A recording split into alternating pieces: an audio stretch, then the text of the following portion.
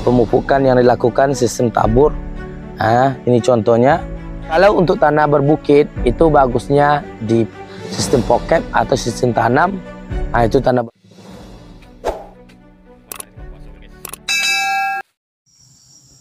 Oke, assalamualaikum warahmatullahi wabarakatuh. Salam planter kelapa sawit Indonesia.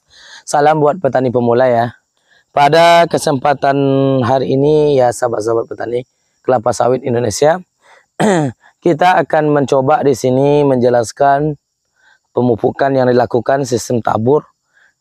Ini contohnya yang dilakukan oleh adik petani. Yang mana di sini piringannya masih bersih. Pertama harus piringannya bersih ya guys.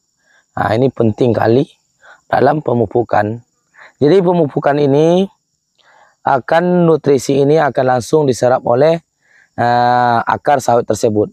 Itu akarnya masih banyak akar-akar yang muda guys. Karena apa ini? Karena perawatan untuk penyemprotan ini kita boleh melakukan penyemprotan piringannya guys.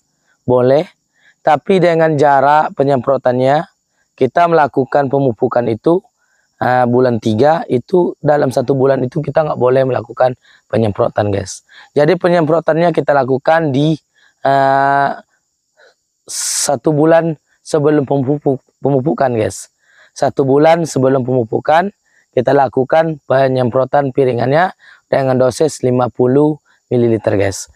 Jadi untuk sahabat-sahabat petani di sini bisa kita lihat. Ini ada gulma yang dipakis di batang ini. Sebagian itu dicabut itu boleh.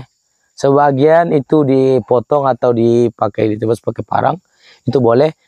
Tapi jangan dilakukan dengan melakukan penyemprotan. Itu tidak boleh guys melakukan penyemprotan. Soalnya kalau dilakukan dengan penyemprotan ini itu membuat sawit itu stres. Karena apa? Racun itu diserap oleh dari pelepah ini serap oleh ke atas oleh kelapa sawit tersebut. Jadi sawit itu akan membuat stres.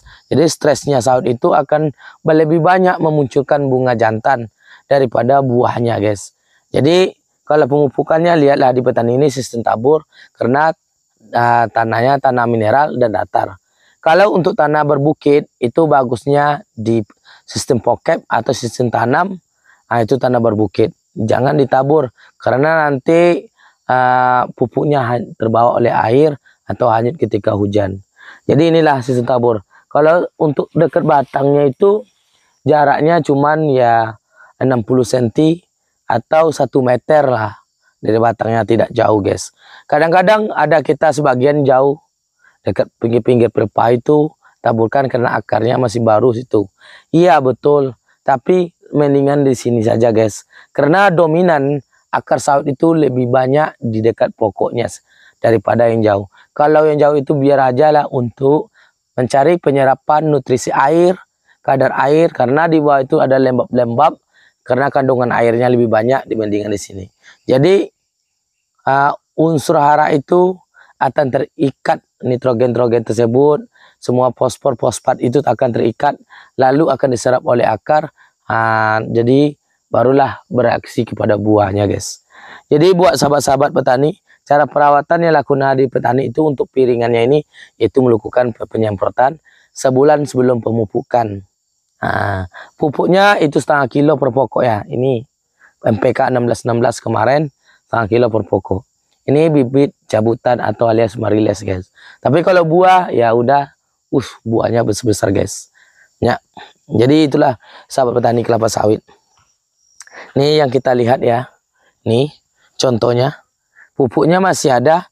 Ini baru sekitar 2 hari kita mupuk. Kemarin musim hujan ini nggak ada hujannya. Jadi pupuknya masih ada guys ini. Udah hancur guys. Udah hancur. Tinggal tunggu hujan sedikit. Habis ludah semuanya diserap oleh kelapa sawit tersebut ke bumi. Jadi gimana menjaga kadar tanah ini agar tanah ini tidak terlalu banyak kandungan kimianya. Makanya jangan terlalu banyak untuk pemupukan. Kadang-kadang kita itu sekali pemupukan itu nyabut 5 kilo, 2 kilo. Tapi kita tidak tahu apa yang dibutuhkan oleh sawit. Makanya tidak ada reaksi dan efek terhadap kelapa sawit tersebut. Jadi sawitnya seperti itu aja. Sedangkan orang yang pemupukannya 9 kilo, 12 kilo, tapi kok pelepas sawitnya masih banyak yang kuning, yang mati, yang kering ya kan. Sedangkan adik petani ini pemupukannya 2 kilo, malahan sama dengan punya mereka. Warna pelepahnya sama, warna kondisi daunnya sama, batangnya sama. Jadi asumsi itu timbul karena tanah atau lahan adik petani itu lebih subur. Tidak guys. Tanah kita ini tanah berpasir guys, campur tanah kuning. Jadi itulah sahabat-sahabat. Jadi kuncinya adalah untuk meningkatkan hasil produksi itu adalah kita harus melakukan perawatan yang tepat dan pemupukan yang teratur. Jangan kita melakukan pemupukan yang ngasal-ngasal. Asal pupuk tapi tidak tahu kebutuhan sawit. Jadi kebutuhan sawit itu, nitrogen itu tidak perlu banyak, fosfat itu tidak perlu banyak. Yang harus kita banyakkan itu adalah kaliumnya. Kaliumnya itu kenapa? Karena berfungsi untuk buah, untuk ketahanan akar, batang, dan daun. Jadi fosfat dan nitrogen itu berfungsi juga untuk daun, untuk buah, batang, dan fosfat itu ketahanan batang. Pokok komplit dalam pupuk itu punya unsur masing-masing dan ketahanan masing-masing. Jadi buat sahabat-sahabat petani kelapa sawit, itu rahasia adik petani dalam pemupukan ini. Sebenarnya adik petani tidak mau berbagi ilmu, tapi karena ini petani pemula banyak yang berminat yang minta, ya cukup adik petani bagi sajalah.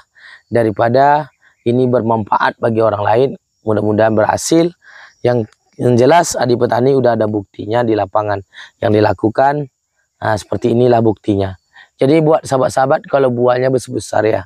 Jadi kita kenapa nitrogen sama fosfat itu adik petani seimbangkan? Makanya adik petani mengimbangkan nitrogen dan fosfat itu sekaligus karena menggunakan NPK 1616.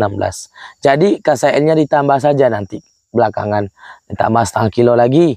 Jadi itulah untuk tambahannya 16%, ditambah dengan setengah kilo lagi KSL-nya, yaitu 46%. Jadi udah cukup. Nah, itulah unsur harianya. Kita harus gunakan akal cerdas kita dalam berkebun kelapa sawit.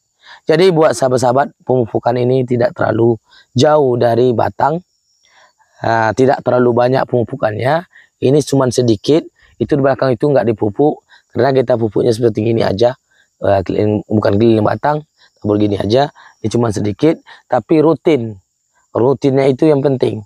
Jadi tanah itu tidak banyak mengandung zat kimia yang keras, yang mana situ tandus kata orang. Itulah kalau ini sejuk tanahnya, empuk, lembut. Lembut semua tanahnya. Alhamdulillah lah, itulah kuncinya kita. Kalau tanahnya subur, empuk, lembut, itu mudah diserap oleh akar tanaman pupuk tersebut. Oke, itulah sekilas penjelasan tentang pemupukan. Salam Planter Indonesia, salam buat petani pemula.